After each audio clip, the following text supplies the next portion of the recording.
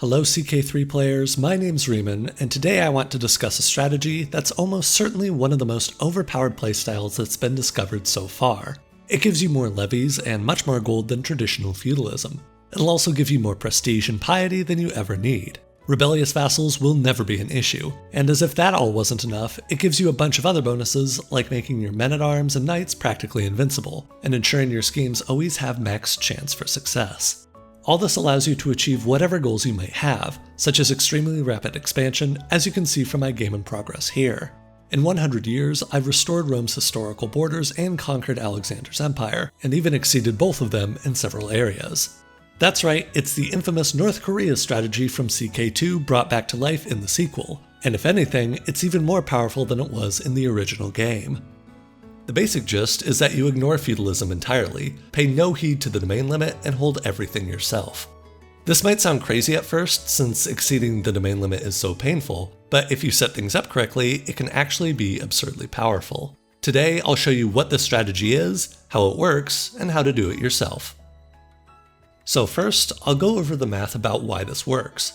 Being over the domain limit gives penalties that quickly rise up to a minus 90% multiplicative modifier to both taxes and levies. In other words, you get 1/10 of the output you'd normally receive. This sounds like a harsh penalty, and in small to medium-sized realms, it is. However, in empires that are sufficiently large, it can actually be significantly stronger than regular play. Normal feudal vassal obligations give you 25% of your vassal's levies and 10% of their income. For small realms, like a duke with count vassals, this is easy to understand, but once you get to the higher tiers like emperor, levies and taxes will need to pass through multiple tiers of rulers before they finally get to you. Say a count gives 25% of his levies to his duke overlord, then the duke gives 25% of this amount to his king, before the king finally gives 25% of this amount to you. That means only 1.5% of the count's levies will finally arrive to you. It's even more severe for money. City obligations give 20% of their cash to their overlord, but then those feudal overlords only transfer 10% of this up each tier. If the cities of your realm were collectively producing a whopping 10,000 gold per month, but they had to go through the counts, dukes, and kings before they got to you, then you'd only be receiving 2 gold per month. Now, in reality, it'll never be quite that severe because the dukes and kings each have their own domain with direct vassals and personal holdings, which means some of the money and levies won't need to go through all those hoops. However, it is still pretty bad, which makes the baseline of 10% output that you get from ignoring the domain limit entirely look a lot better by comparison. In practice, by doing this strategy, you can expect a huge increase in income and a moderate increase in levy size, although levies won't really be that relevant after I detail how to get invincible men-at-arms a bit later in this video. To set the strategy up, you'll want to begin the game by playing as you would normally. Since domain holdings provide 100% of their output in traditional play, you'll only want to start thinking about transitioning when you have 10 times as many counties in your realm as you have in your direct holdings, and even this is on the lower side. Really, the bigger your empire is, the better. In the meantime, there are several things you can do to prepare. The first is to set up a religion that has the clerical tradition of lay clergy instead of theocratic. This will let you hold temples directly, which provides the obvious benefits of more money and levies, as well as copious amounts of piety. While you're setting up a religion, it might also be best to make sure it's pluralist so you have fewer issues with separatists. The next thing you can do is maximize your control gain. Counties will lose some control when you take them for yourself, and bumping that number back up ASAP is pretty important. You'll want to at least have the Serve the Crown perk taken at some point, and you'll want to be on the authority focus when you make the transition. If you've gotten some renown by this point, taking the first 2 legacies of the Law branch can be useful to get +5 popular opinion and another +0.2 control a month. The final point of preparation is that you'll want to make sure you don't have many king tier vassals. Refrain from handing out kingdoms, and if some already exist, you might want to find ways to revoke them. Somewhere between your first and second empire title is a good point of when you can start thinking about transitioning to this strategy. For this to happen, you'll need to get rid of all your existing vassals. Now, you could do this by revoking their land directly and fighting a bunch of tyranny wars, but if you're willing to break the game by using this North Korea strategy in the first place, then you might as well use exploits for the transition as well. This purge trick that I'll detail subsequently works because of 3 unrelated game mechanics. 1. Imprisoned vassals can never rebel nor refuse title revocation. 2. You can transfer vassals and titles to people in prison, which wasn't the case in CK2. And 3, if you take the last county off a higher tier vassal that has vassals of their own, they'll auto-usurp a county from one of their vassals. The trick in action looks something like this. First, get a 0 entry character and make him into a count.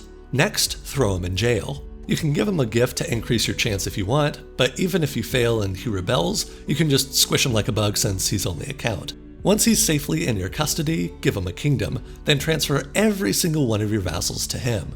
This is why it's prudent not to have any existing king tier vassals, as you can't transfer a vassal under another of equal rank. Once your entire realm is under this one man, start revoking titles one at a time. When he loses a county, he'll just take another from one of his sub-vassals. Since he's in prison, he'll never be able to refuse, letting you revoke every single title in the realm without anyone ever being able to raise a sword to stop you.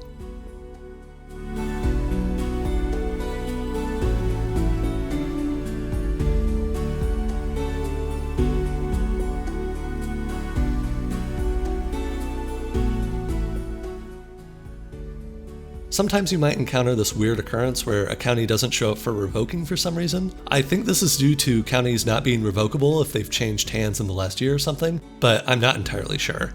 In any case, speed 5 for a bit and this should resolve itself shortly. Once the realm is in your hands, you'll want to stabilize a bit.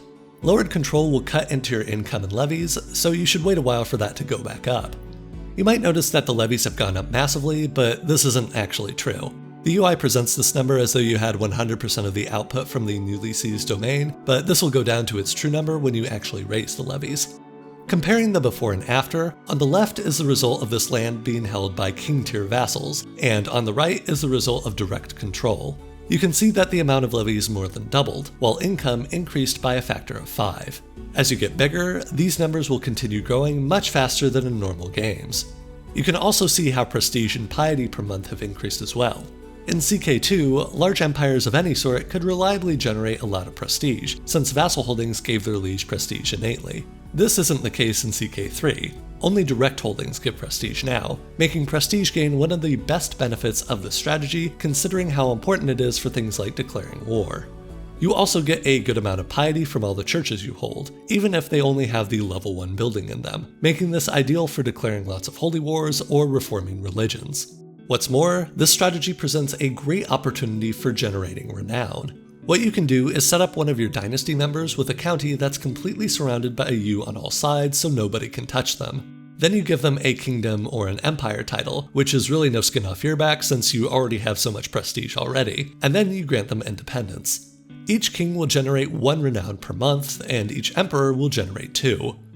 If your land was controlled by vassals, then these independent realms would likely be destroyed quickly, as the AI can be pretty aggressive when it comes to weaker countries. But that's obviously not an issue here.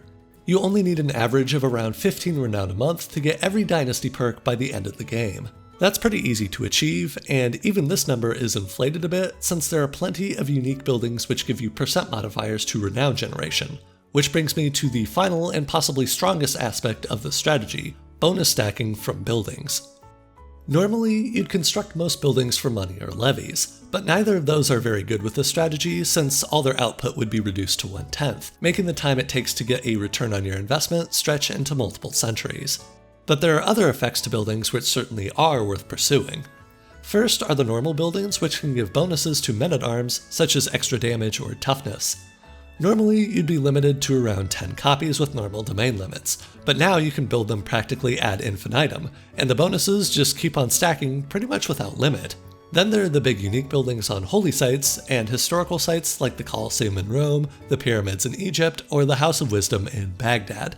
These only provide their realm effects if they're held in your personal domain, which of course they will be using this strategy.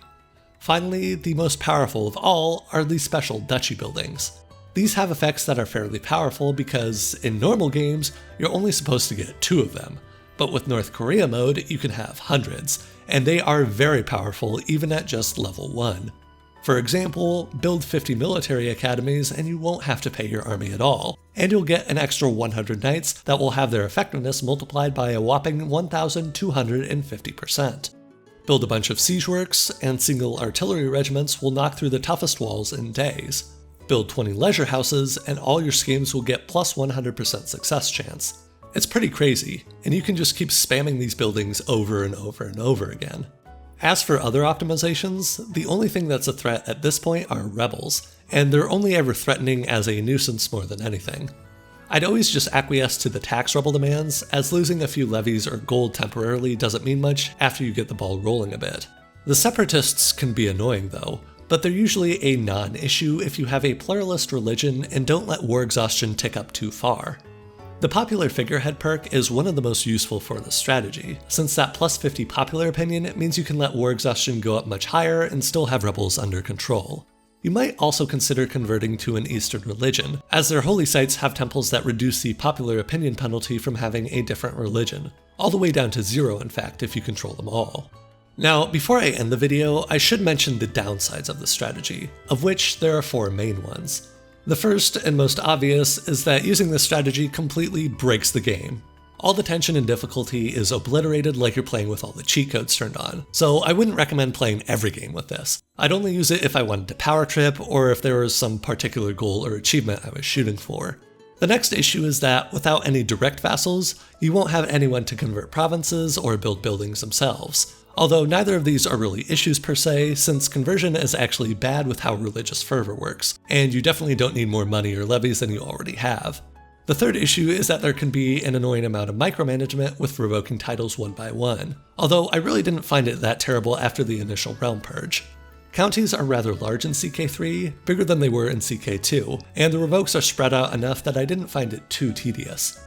Finally, by holding everything directly, the game will suffer a performance drop. Now, CK3 is pretty shockingly well optimized, so I didn't notice anything until I owned half the map. But at that point, I started giving extra holdings to a single vassal that I always just kept in prison so he couldn't do anything. I found that as long as I stayed below 1500 holdings, that performance was acceptable, by which I mean it was better than an average late game Stellaris map, although the power of your CPU may change that a bit. In any case, I hope you enjoy this strategy yourself. It can be a fun variation of how to play the game that makes for a refreshing experience every so often. Until next time, my name's Riemann, and thanks for watching.